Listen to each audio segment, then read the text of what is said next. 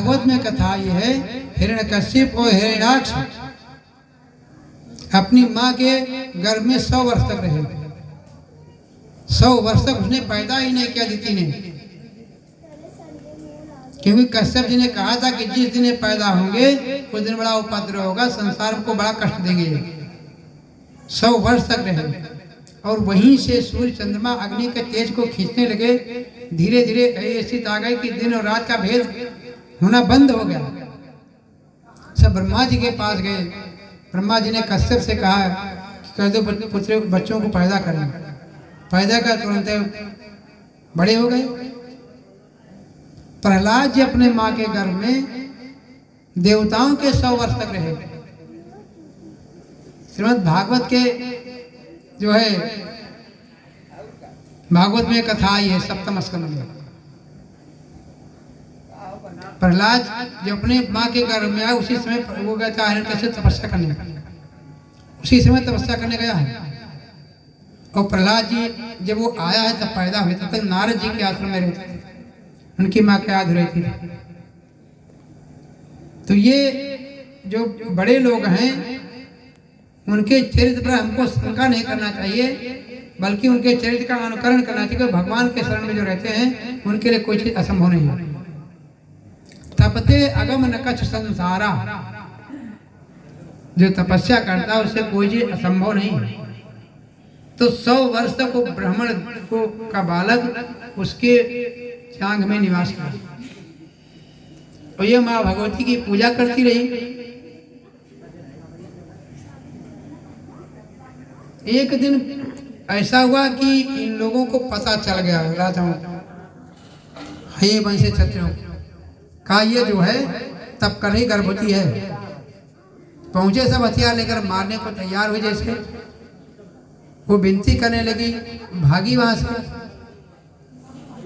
भागना चाहती लेकिन भाग नहीं पाई। तब तक उसका जो बच्चा था उसकी जांघ को फाड़कर प्रकट हो गया। और जैसे प्रकट हुआ उसका निगाह पड़ा तो जितने लोग थे सबके सब अंधे हो गए, सब अंधे हो गए। अब अंधे हो गए तो क्या करेंगे, कहीं दिखाई नहीं पड़ रहा है, कहाँ जाए। जितने लोग थे सब अंधे हो गए। बहुत दुखी हुए, करेंगे तुम्हारा जो धन लिए हैं दे देंगे और इस बालक को भी मैं निर्भय कर रहा हूं। तो उसकी मां ने कहा निर्भय क्या करो जब ये स्वयं निर्भय है। कहा हमारी आंख दीजिए। बहुत विनती किया, चरणों को पकड़ लिया तो चाहिए विप्रवृत्त की कृपा घनेरी। ब्राह्मणों के अंदर दया होती भी है, माताएं विशेषकर दयालु होती हैं, इनको दया जल्दी आती है। इसीलिए माँ का स्थान पिता से 10 गुना माना गया है। कहा ठीक है जाओ। तो अब उनकी आंख ठीक हुई सबकी, उससे क्षमा याचना किए और आ करके रहने लगे। उन्हीं है वंशियों के खानदान में शास्त्रार्जुन हुआ था और उसने इनके पिता की गाय को जबरदस्ती लिया। परशुराम जी ने मारा, उन्हीं को मारा। भुज बल विपुल भूमि बिनु कीन्हा, विपुल बार महिदेव नदीना, उन्हीं को मारते थे। इसके बाद में और कथाएं आती हैं। एक कथा आती है नारद जी की। देवी भागवत के 6ठे स्कंद के अंत में कथा आती है, नारद जी का विवाह हुआ है। आज शक्ति जिसको चाहे उसको जैसे चाहती नचाती है। 6ठे स्कंद में कथा आई है कि एक बार ये चतुर्मासा व्रत करने के लिए निकलते हैं। स्वर्ग हर लोक में घूमते थे, एक घड़ी से ज्यादा कहीं रुकते नहीं हैं। इनके जिम्मे एक काम है कि संसार में कोई भी दुखी हो उसको जाकर के तुम सही रास्ता बताओ। एक घड़ी ज़्यादा नहीं रुकते हैं। तो देवी भागवत में कथा है कि एक बार ये एक संजय नामक राजा थे, उनके यहाँ ये थे और इनके पर्वत मुनि थे इनके साथ, जिसके अपना भांजा बता रहे हैं। दोनों लोग आए, चतुर्मासा व्रत करने के लिए रुक गए। तो आषाढ़ के महीने में जो विष्णु सायनी एकादशी होती है, उससे लेकर के और कार्तिक के देवोत्थानी एकादशी तक भगवान विष्णु शयन करते हैं, ऐसा भक्तों की भावना मानते हैं। और इसी को चतुर्मासा व्रत करते थे। चतुर्मासा में एक से दूसरी जगह संत लोग नहीं जाते थे।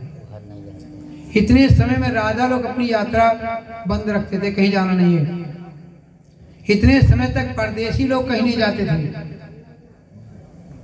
वाल्मीकि रामायण में प्रसंग आया है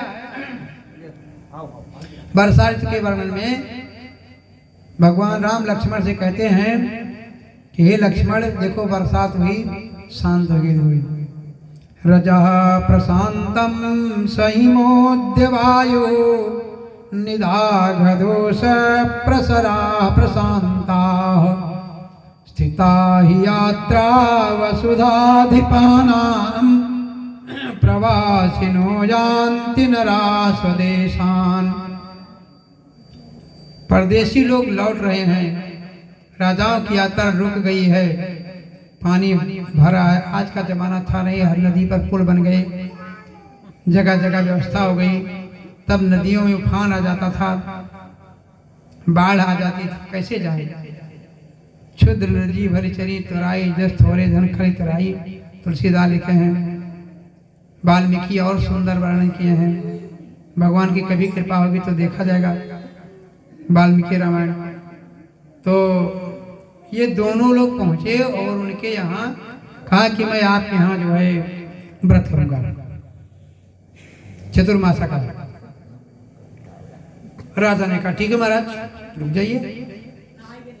इनके खाने पीने की व्यवस्था कर दी गई दोनों महात्माओं की। तो संत जब जाएंगे तो वहां भजन करेंगे, असंत जाएंगे वहां ताश खेल के बैठकर। अरे भाई संत जाएंगे तो पूजा पाठ का काम ही काम है। और जो संत नहीं है कि तो मोबाइल देखेंगे, तो ताश खेली है तो तुम महिमे करिए, उनका वैसे दिन बीतता है। का विश्वास विनोदेन कालो गच्छत हिमताम व्यसनेन चा मूर्खाणा निद्रा कलहिनवा। कहा ही गया है। तो नारद जी और पर्वत मुनि दोनों भजन करते थे। नारद जी संगीत के बड़े अच्छे आचार्य थे। इनको बीड़ा बजाना बहुत अच्छा आता था और बीड़ा बजाते थे।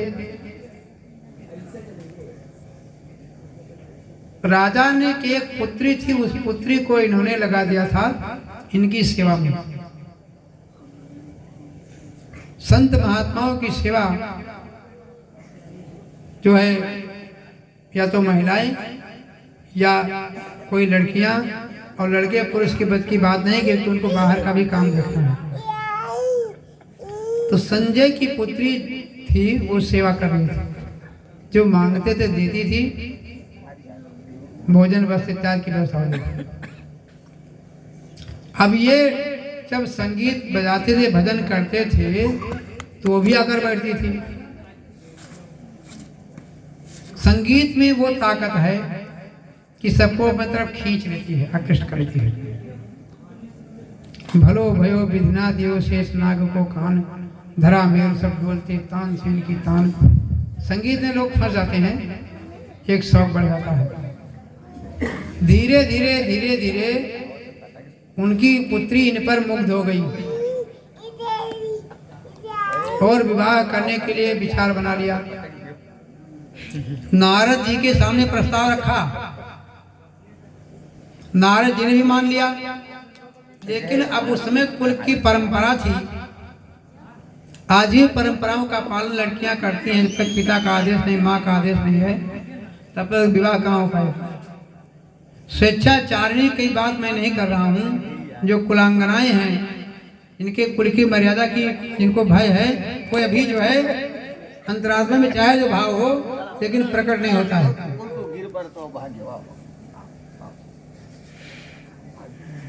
अब उसने जब नारद जी को पति के रूप में स्वीकार कर लिया, तो संतों के सेवा में थोड़ा अंतर आने लगा। अपने से भाई ज्यादा लगा होता है। वीत स्पृहाणा भाजाम भवंति भव्येषु पक्षपातः। अपने से ज्यादा लगाव होता है, मानव को स्वाभाविक है। तो अब जब भोजन होने लगा, तो अगर नारद जी को दही मिल रहा है, तो पर्वत मुनि को छाछ दे रही है। इनमें अगर घी पड़ रहा है, तो उनमें दूसरी चीज। अगर इनको दूध मिल रहा है, उनको दही मिल रहा है। इनका फल थोड़ा सुंदर हो, ताजा हो, मीठ वाला हो, उनके चाहे जैसे, ये भेद होने लगे। अगर इनके लिए गर्म पानी आ रहा है हल्का गुनगुना, तो उनको ठंडा मिल रहा है। अगर ये ठंडा मांग रहे हैं तो उनको ठंडा, तो उनका गर्म। ये भेद करने का। तो भाई समझदार के लिए इशारा बहुत है। पर्वत मुनि ने पूछा कि क्या बात है, सत्य सत्य बताओ। ये दोनों जब स्वर्ग से चले थे, तो प्रतिज्ञा किया था कि कोई किसी से अपने मन की बात छिपाएगा नहीं। जो कुछ होगा आप पिता एक चीज से बताएंगे। अब नारद जी ने बता दिया। तो पर्वत ने कहा कि धिक्कार है। चार चीज: धीरज धर्म मित्र अरु नारी, धीरज धर्म मित्र अरु नारी, आपद काल पर रखी अहि छारी। चारों की परीक्षा होती है। तो जब पति मान लिया, सुंदर स्वरूप में, गाना भी सुंदर था, संगीत भी अच्छी आती थी, तो ठीक है, कोई बात नहीं, पति तो हमारा चाहिए। संगीत तो अच्छी चल रही है, सुन रही है। राजा ने सोचा कि समय हो गया है, इसके जो है स्वयंवर की व्यवस्था कीजिए, विवाह किया जाए। मंत्रियों में सलाह लिया। मंत्रियों ने ठीक है महाराज, आप व्यवस्था कराएं। तो हम राजा राजकुमार ने बुलाइए, जिसके साथ इच्छा हो विवाह करे, या कोई वैसी व्यवस्था के शर्त रखे। राजा तैयारी करने लगे। कन्या को पता चला, उसने मेरी माँ से कहा कि कह दो मैं किसी से विवाह नहीं करूंगा। हमने नारद को बना लिया पति। अब माँ ने सुना, समझाया, कहा कोई फर्क नहीं पड़ना, मैं नारद से विवाह करूंगी। पिता ने भी समझाया, कुछ नहीं। नारी पाव जमपुर दुखनाना, चाहे जैसा पति सेवा करनी है, तो उसको संसार का पाप नहीं लगेगा। उसके बल पर ही पति का भी कल्याण होगा और वो दिव्यलोक हो जाएगी।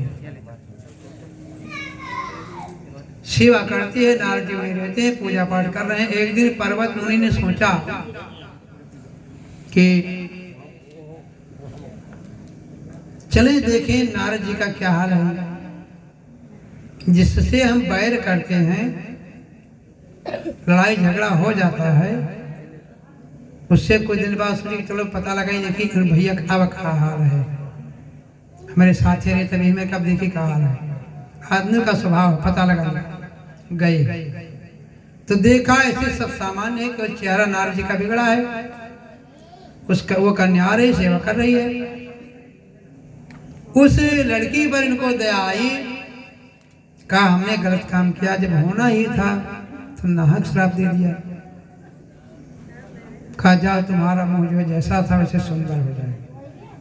संत का आशीर्वाद, पुनः वैसे सुंदर हो गए। और होते होते नारद जी भी प्रसन्न हो गए। कहा भैया तुम भी बैकुंठ जा सकते हो, स्वर्ग जा सकते हो। वहीं रहे तो एक तो विवाह इनका नारद जी का हुआ कन्या के साथ, एक इनका विवाह होता है एक राजा के साथ। छठे स्कंद के अंतिम में ये कथा आई है। एक दिन भगवान विष्णु लक्ष्मी जी के साथ बैठे थे और नारद जी वहां से चले मस्ती में। श्रीमन्नारायण नारायण